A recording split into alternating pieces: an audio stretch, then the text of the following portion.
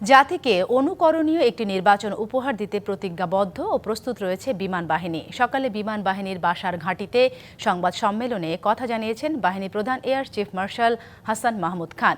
বিমান বাহিনীর প্রধান জানান, নির্বাচনের দিন যে কোনো পরিস্থিতিতে দৃশ্যমান থাকবেন তারা।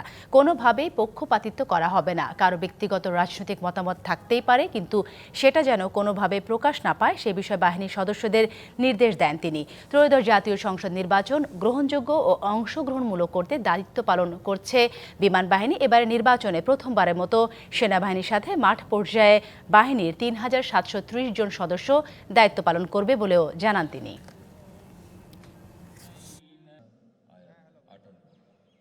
জাতি আমাদের কাছ থেকে চাচ্ছে অনেক দিন পরে যে একটা অবাধ সুষ্ঠু নির্বাচন হবে, এবং সেই দায়িত্বই আমরা পালন করছি। আমাদের যতটুকু ক্ষমতা আছে সেই ক্ষমতার ব্যবহার করে।